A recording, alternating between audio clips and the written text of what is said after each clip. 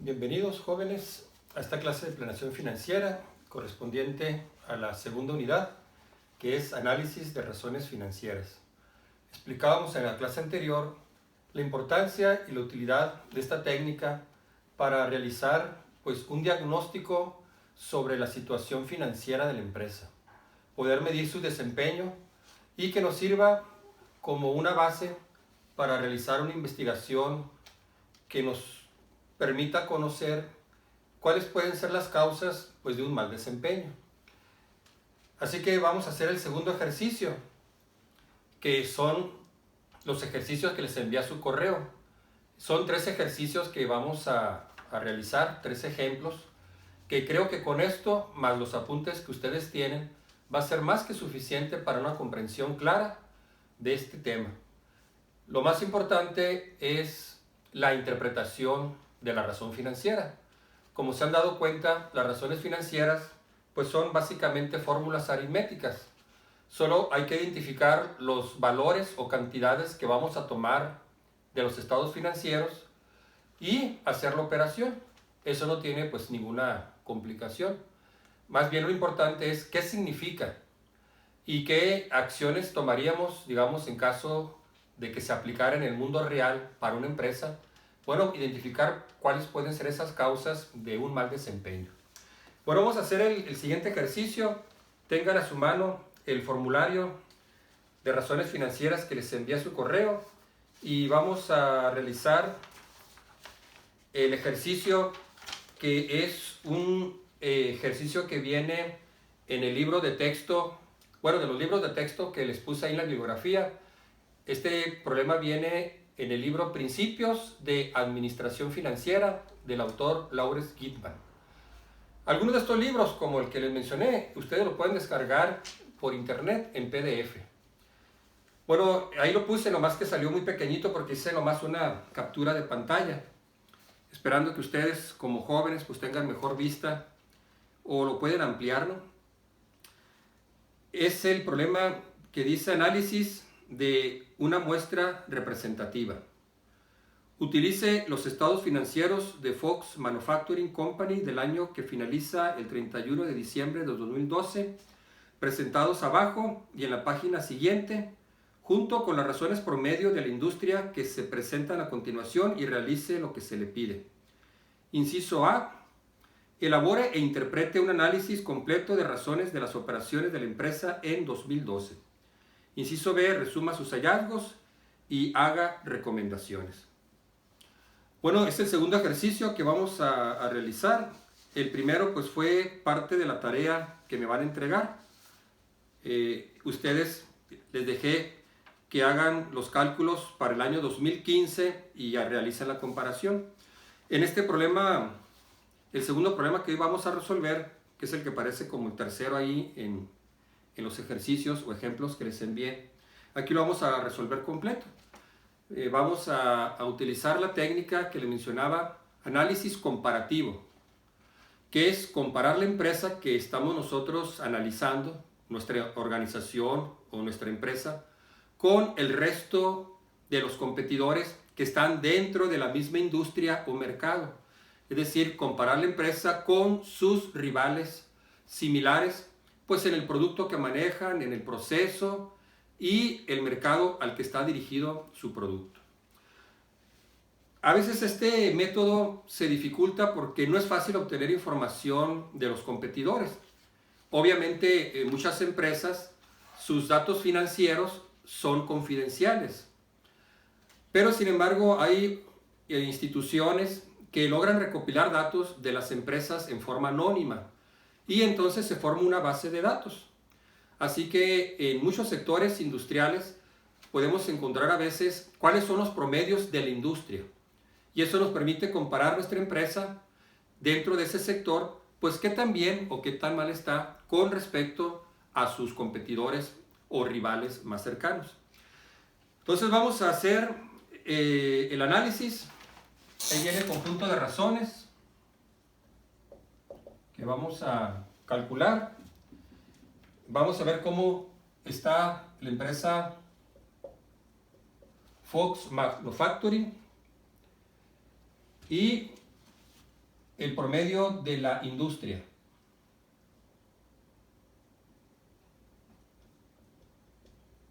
Este promedio de la industria, repito, es el promedio de todas las empresas que pertenecen a ese mercado o a esa industria. Es un promedio, ¿sí? Habrá empresas que son líderes y otras empresas pues que están más rezagadas. En la última columna ustedes van a hacer la comparación, que sería lo que pide pues el inciso A y el inciso B. Vamos a comparar esta empresa con sus competidores dentro de esa industria. No sabemos cuántas empresas son ni cuántos rivales. Simplemente se nos da el promedio. Les mencionaba, el análisis de razones financieras es como un análisis de sangre. Entonces me realizan un análisis sanguíneo y el promedio, digamos, para un hombre adulto, pues es que tenga, por decir, 14 de hemoglobina, o algún índice o indicador. Entonces, ese es un promedio. Si estoy un poco más arriba, un poco más abajo, se manejan ciertos rangos que se consideran, digamos, normales. Ya sería preocupante, pues si, digamos, tengo una hemoglobina demasiado baja, que tuviera 8 de hemoglobina, pues entonces ya es una señal alarmante. Habría que investigar, pues, por qué la persona tiene una anemia tan severa. Bueno, algo similar, esto sería con respecto a la industria, simplemente es ver cómo estamos con respecto a los demás. El benchmarking ya sería comparar nuestra empresa con los líderes de la industria para tratar de imitar las mejores prácticas empresariales que dan éxito a una organización. Bueno, aquí lo vamos a dejar así, ¿no? Solamente nos dan la industria, calculamos para la empresa en cuestión y ya hacemos la comparación, pues, de si la empresa está mejor, está más o menos similar o tiene un desempeño inferior con respecto a la industria o el promedio de las empresas. Entonces, la primera que pide ahí en la tabla es la razón, la razón circulante. En este libro le llaman liquidez corriente. Es la razón circulante. Razón circulante o razón corriente, como le llama este autor. Entonces se van a su formulario. En la parte final viene como medidas de liquidez. Es la tercera categoría, medidas de política financiera. Razón circulante y razón rápida. Son los activos circulantes entre pasivos circulantes. Entonces nos vamos al estado del balance general o estado de situación financiera. Entonces ubican total de activos circulantes, 138.300. 138.300 total de activos circulantes. Entre total de pasivos circulantes, que son 75.000. Este sería, pues, los pasivos corrientes o pasivos circulantes. Recordando, los pasivos son deuda. Los pasivos circulantes son deudas cuyas obligaciones vencen en menos de un año. Los activos circulantes es dinero o inversiones que se van a convertir en dinero en el corto plazo. Por lo tanto, presenta la liquidez que tiene la empresa para cumplir con sus obligaciones a corto plazo con los acreedores. Bueno, realizamos la operación y esto les debe dar 1.84. Bueno, la industria mantiene una liquidez de 2.35. Bueno, ya calculamos la primera.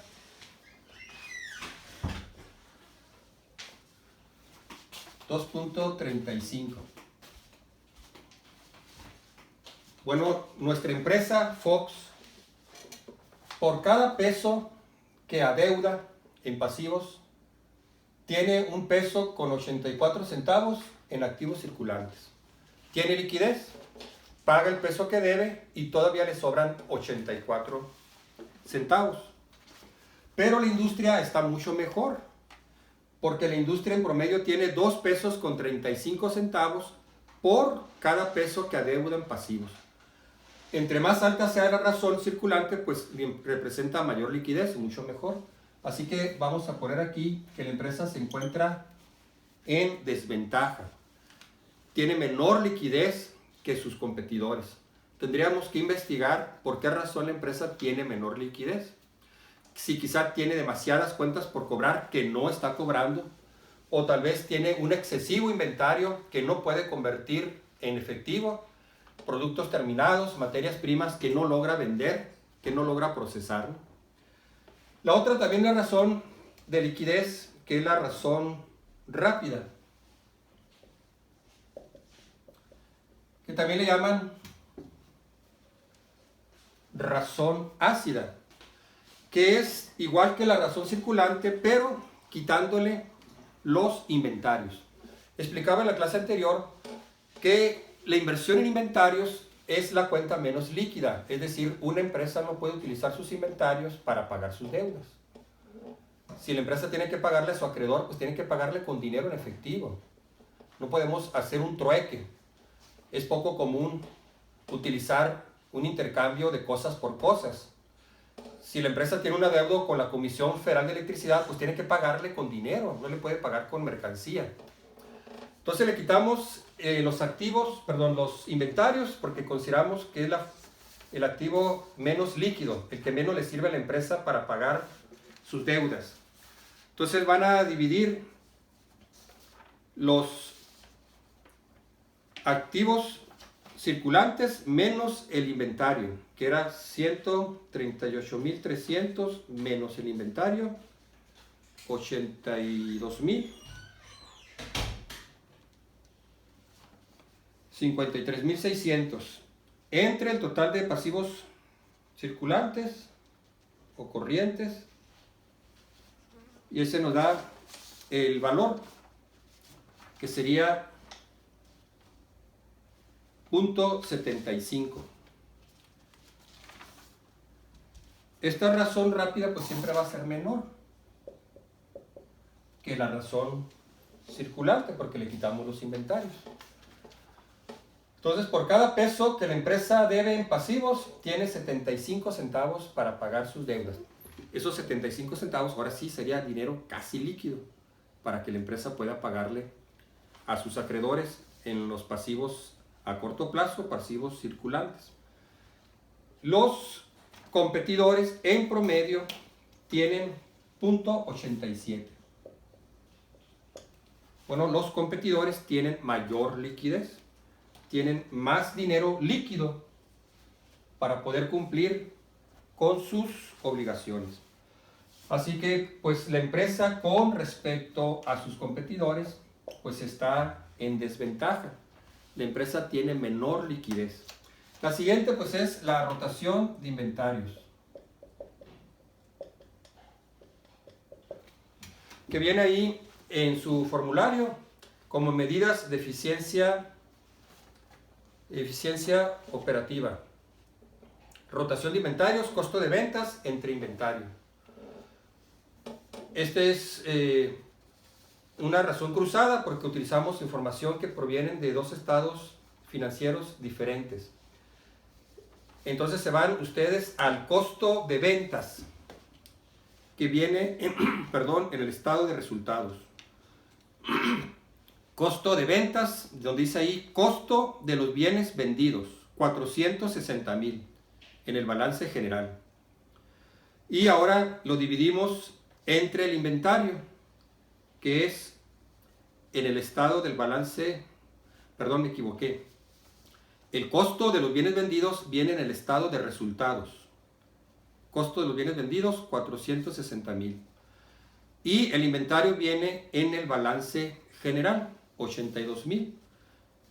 Entonces dividen 460.000 entre 82.000 y nos daría 5.6 veces.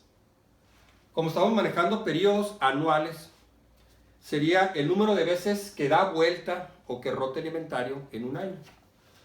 La industria tiene una rotación de inventario de 4.55.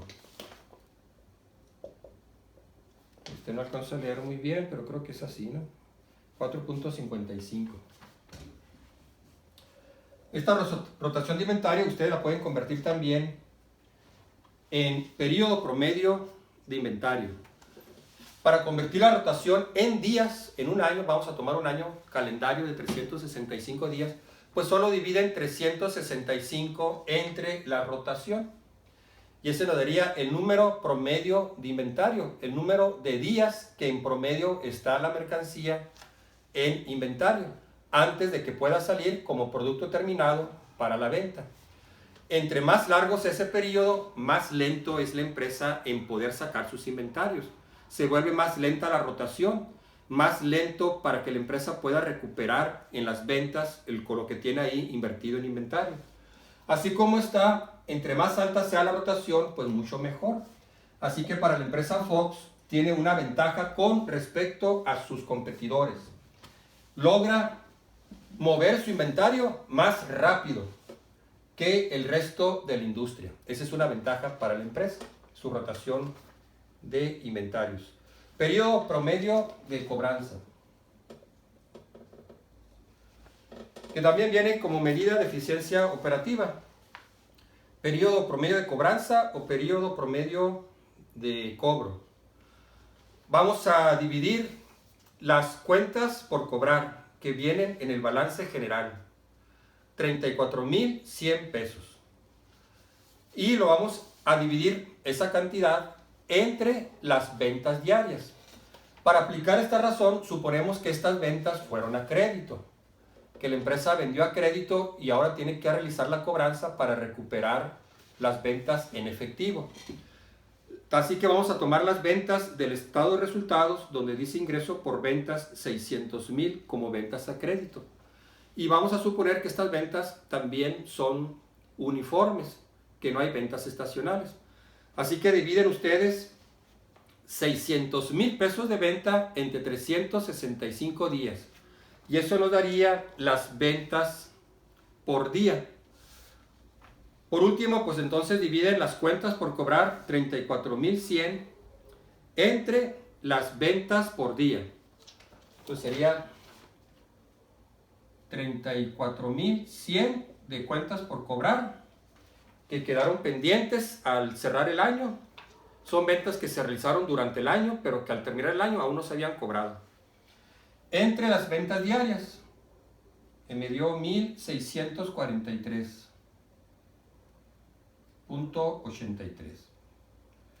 1,643.83 pesos por día en ventas, que son las ventas totales, los 600,000 entre 365 días. Lo voy a comprobar, a ver si estoy bien.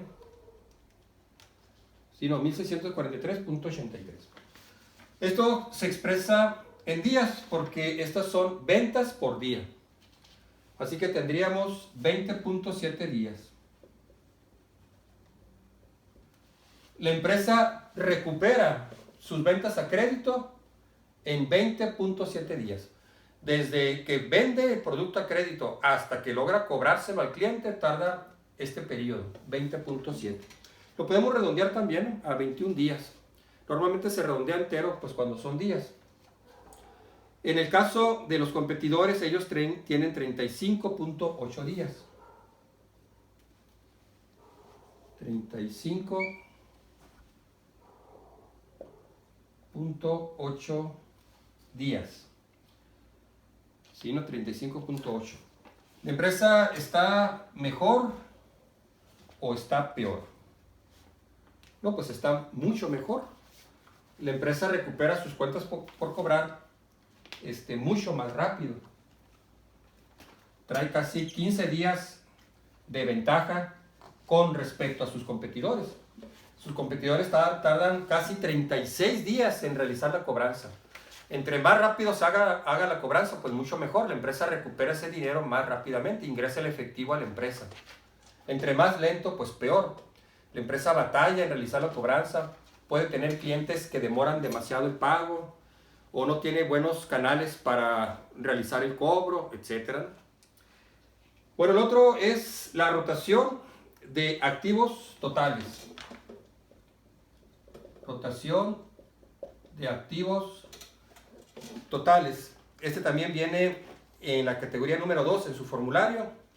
Aquí le puse yo rotación de activos totales. Se utiliza la misma razón si se quiere medir solamente la rotación de activos circulantes o rotación de activos fijos. Dividimos las ventas entre los activos, ya sean fijos o activos circulantes, o en este caso, el total de los activos fijos y circulantes y diferidos. Entonces serían las ventas netas, el estado de resultados, 600,000, entre el total de activos en el balance general, 408,300. Y esto nos da 1.47 veces. Las rotaciones, pues recuerden que se miden en número de veces. Para los competidores, la rotación de activos totales es 1.09. Entre más alta sea la rotación,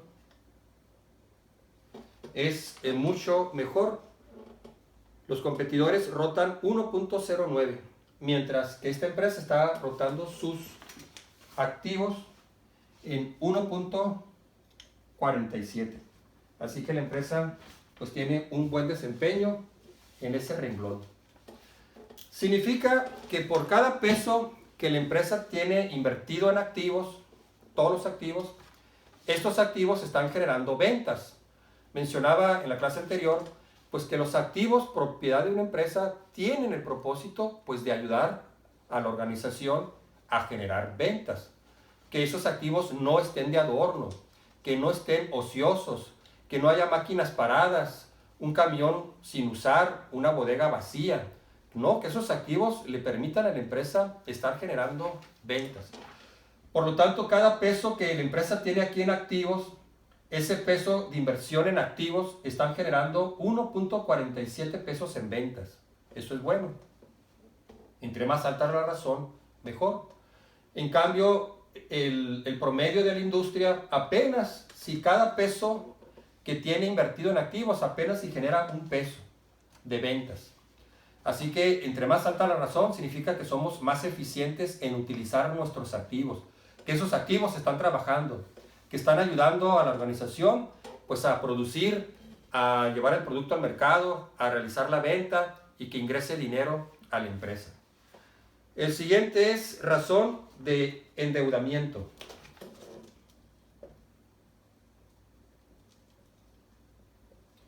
O también razón de deuda, que yo se los puse en la categoría 3, políticas financieras, razón de deuda. Es el total de pasivos entre el total de activos.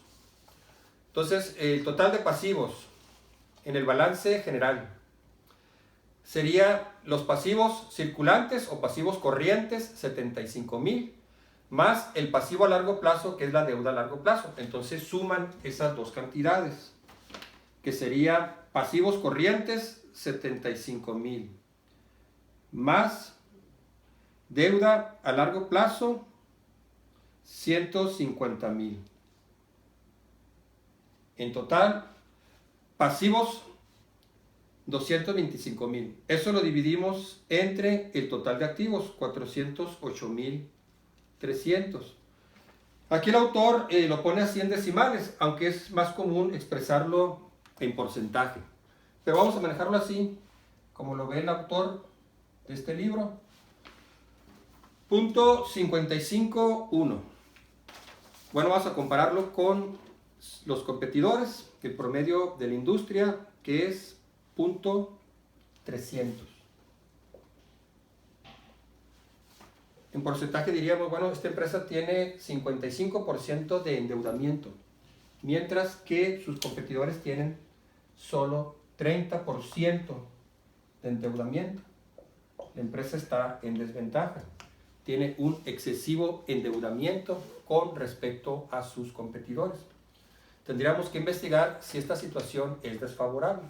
En un momento dado, una empresa puede tener una alta tasa de endeudamiento, pero no significa necesariamente que está mal. Puede ser que en ese momento la empresa está pasando por un periodo de modernización. Entonces está renovando parte de sus activos, de su maquinaria, está haciendo una ampliación en la planta y posiblemente adquirió mayor deuda. Tendríamos que investigar, pues, solamente nos da una señal de alerta. Aguas, o sea, esta empresa tiene una alta tasa de endeudamiento con respecto a sus competidores. Tendríamos que investigar si esta situación pues representa una desventaja seria para la empresa. Bueno, el siguiente es el cargo, razón de cargo de interés fijo. Bueno, voy a borrar estos.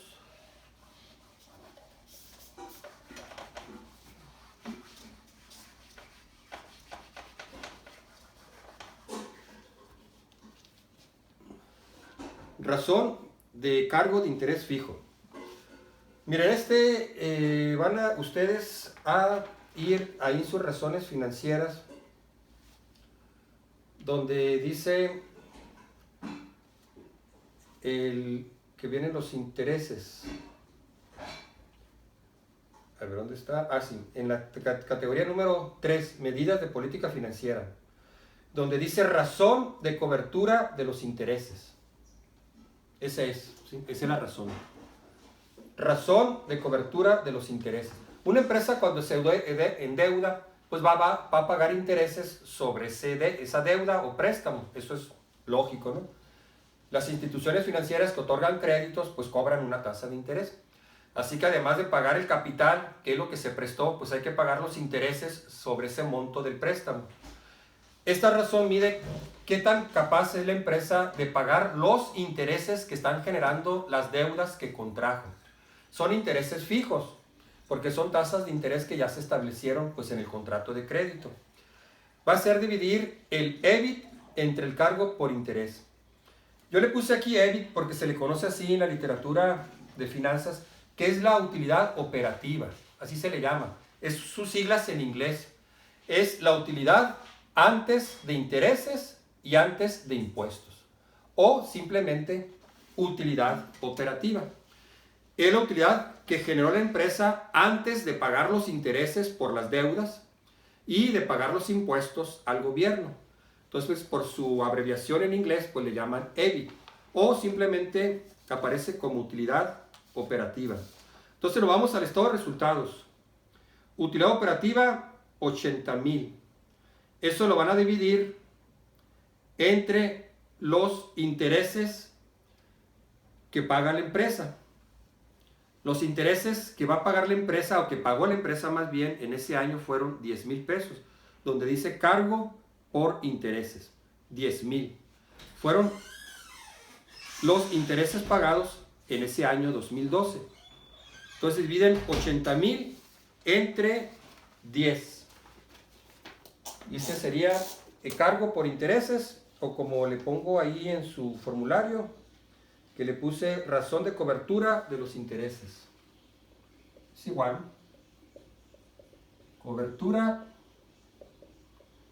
de los intereses. O como viene aquí en el ejemplo, en este libro, que sería la razón de cargo de interés fijo. Bueno, si dividen los 80,000, que es la utilidad operativa o EBIT, entre los intereses pagados, 10,000, pues nos da 8. 8 veces la empresa tiene para pagar los intereses. Por cada peso de interés que pagó ese año, la empresa tuvo 8 pesos para pagar. Paga el interés, el peso, y le quedan todavía 7 pesos de utilidad. Sus competidores tienen 12.3. Así que en este sentido, pues la empresa está en desventaja. Sus competidores tienen mucha mejor capacidad de pago de los intereses. Quizá también sea la razón por la que la empresa está demasiado endeudada. Como tiene mucha deuda, está generando muchos pagos de interés. Por lo tanto, una buena parte de su utilidad operativa se va a pagar intereses. Mientras que los competidores vimos que tenían una tasa de endeudamiento muy baja. Por lo tanto, al tener menos deuda, pues obviamente tienen menos intereses que pagar. Así que tienen una mayor utilidad operativa para poder pagar esos intereses. Bueno, la siguiente sería margen de utilidad bruta.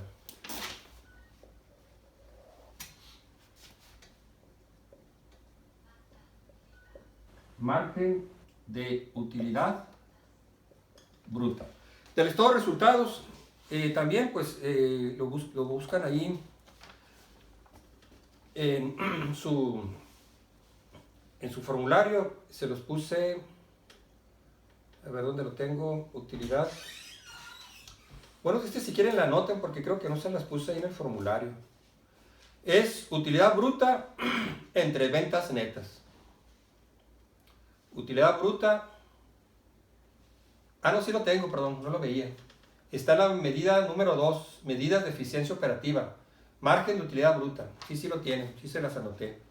Son ventas netas menos el costo de ventas, que es la utilidad bruta, entre las ventas netas. Entonces dividen 140,000 entre 600,000 y nos da 0.233.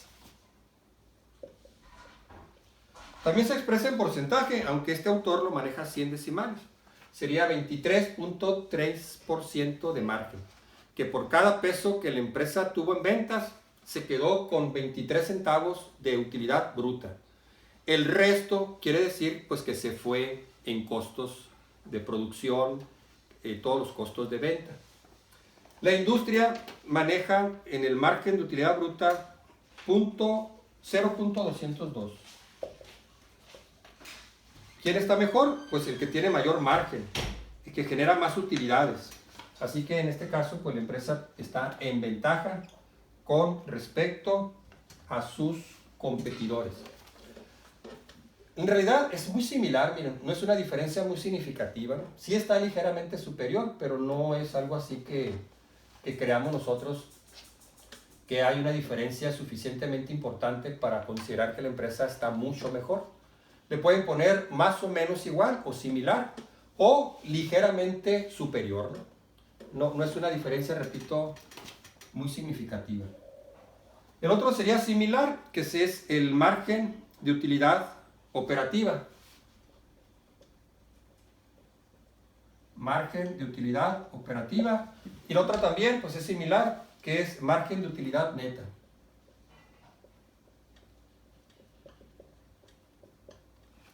Aquí tomamos la utilidad bruta.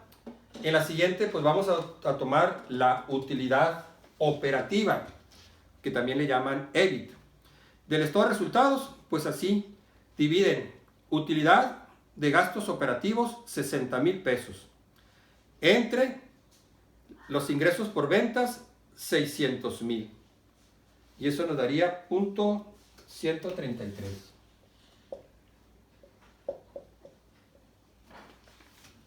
Obviamente, pues esta razón va a ser inferior a la anterior, porque aquí estamos incluyendo los gastos operativos, gastos de administración, gastos de venta. Por cada peso que la empresa obtuvo de ingreso, se quedó con 13.3 centavos, 13 centavos de utilidad operativa.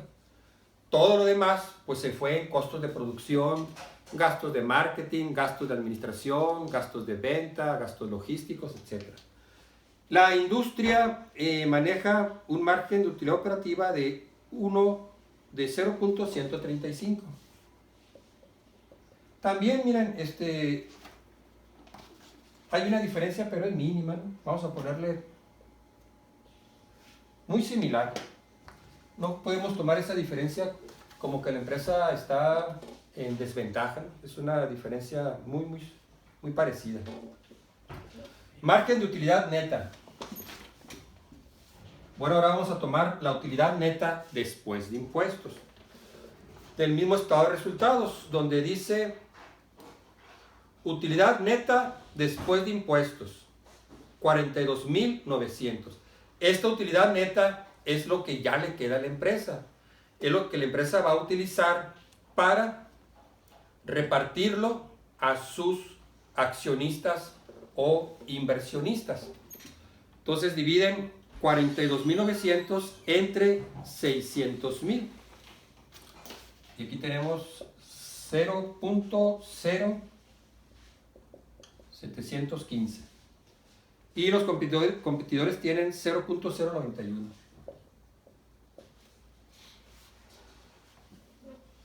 Bueno, utilidad neta. Entonces dividen Aquí voy a comprobar, 42,900 entre 600,000. Sí está bien, ¿no? 0.715. Bueno, la empresa está pues ligeramente por debajo.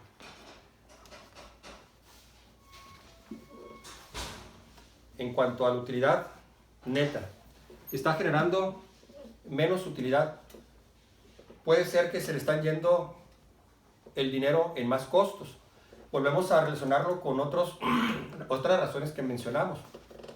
Tal vez la empresa tiene un endeudamiento excesivo y ese endeudamiento excesivo está generando más pago de intereses. Por lo tanto, esa empresa, comparado con sus competidores, tiene una carga de intereses mayor, lo que hace que su margen de utilidad neta pues disminuya. Porque una parte de esas utilidades pues está yendo a pagar la deuda, los intereses. Mientras que sus competidores, al tener menos deuda, pues tienen menos carga financiera para pagar los intereses. Repito, ¿no? Tendríamos que investigar en la realidad pues cuáles son las causas. El otro sería el rendimiento de activos totales. Rendimiento de activos totales, que viene en su formulario, el rendimiento sobre activos totales. A ver, ¿dónde se los puse? Ah, bueno, creo que esta no se las puse, pero la pueden anotar. El rendimiento sobre activos. Sí, yo creo que aquí en el formulario no se las anexé, pero lo vamos a poner aquí, ¿no? El rendimiento sobre activos totales sería la utilidad neta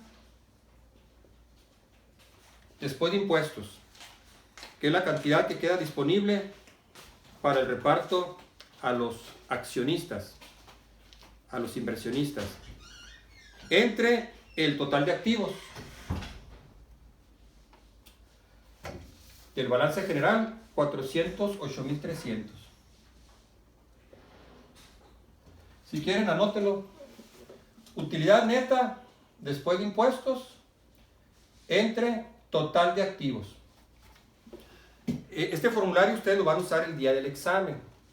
Si acaso en el problema viene una razón que no está en su formulario, yo les voy a poner la fórmula. No quise hacer un formulario demasiado extenso. Les mencionaba cuando vimos este tema que casi cada autor de libros de administración financiera manejan diferentes conjuntos de razones financieras, unos más, otros menos. Algunos muy simplificadas, otras muy extensas, ¿no? Pero no se preocupen por eso. Repito, lo más importante de este tema es la interpretación. La formulita, pues yo se las puedo dar en el examen, si acaso en el problema esa razón no viene en el formulario. Bueno, en este caso nos daría 0.105.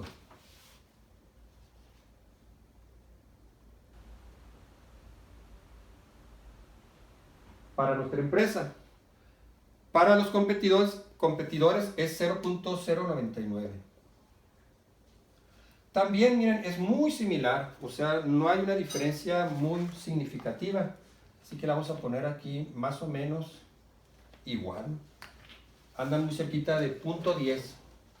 Esto representa las utilidades para los accionistas que provienen de trabajar los activos. Aquí en el denominador están los activos. Es la misma interpretación de la rotación de activos. Esos activos que tiene la empresa están trabajando para generar ventas que se van a traducir en utilidades para los inversionistas. Ah, bueno, pues es una decisión de inversión. Oye, pues vas a comprar ese nuevo camión, pero está justificado. Esa nueva adquisición de un activo fijo va a permitir que la empresa logre producir más, logre incrementar las ventas. Bueno, eso es lo que mide esta razón. Al final de cuentas, los inversionistas, los accionistas o dueños, pues quieren que las inversiones que haga la empresa redunden en utilidades para ellos. Entre más alta sea la razón, mucho mejor. Significa que esos activos están trabajando para generar utilidades para sus propietarios. Y bueno, la última es rendimiento sobre el patrimonio. Ese sí no viene ahí en el formulario, pero tiene una interpretación similar. Se le llama patrimonio o capital contable, ¿sí? Entonces sería el rendimiento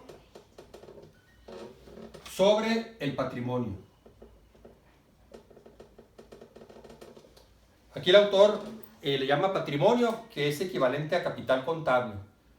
Es el patrimonio de la empresa, es lo que aportaron los socios y las utilidades que generó la empresa y que se retuvieron. Entonces sería dividir la utilidad neta, 42.900, igual que la anterior. Solo que ahora, en lugar de dividirlo entre el total de activos, vamos a dividirlo entre el capital contable. Ese capital contable, pues es el patrimonio de los accionistas. Viene ahí ya la suma en el balance general, donde dice patrimonio de los accionistas, 110.200, son lo que ellos aportaron. Ganancias retenidas, que son las utilidades retenidas, o sea, utilidades de años anteriores que no se repartieron y que quedaron dentro de la empresa. Bueno, la suma de los dos nos da el total de capital contable, o como le llama aquí, total de patrimonio de los accionistas, 183.300. 183.300. Bueno, según yo, esto da 0.234.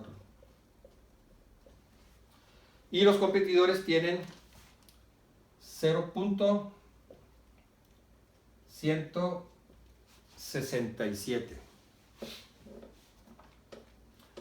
Así que, ¿la empresa está bien o está mal?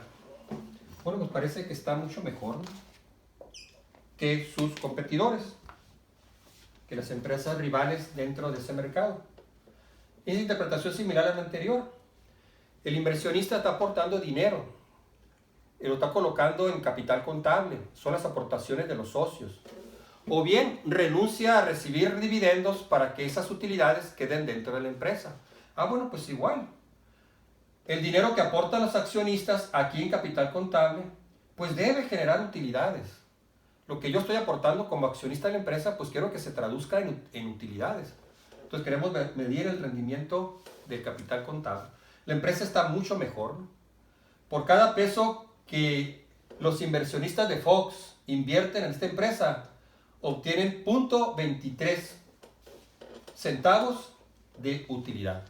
Por cada peso que yo invierto en esta empresa, la empresa me va a regresar 23 pesos de utilidades en ese año. Claro, cada año pues la empresa va a estar repartiendo utilidades. Aquí no, los inversionistas en promedio dentro de este mercado pues reciben mucho menos, 0.167. Cada peso aportado en capital contable, los inversionistas en promedio en este mercado, entre todos los competidores, pues apenas reciben 0.16. La última que viene dice ganancia por acción. Vamos a verlo más adelante cuando veamos cómo actúa el mercado accionario. Pero de una vez lo vamos a ver, aunque no, yo no lo voy a incluir en este tema, ¿no?, en este examen. Es decir, cuántas utilidades se generaron y en cuántas acciones.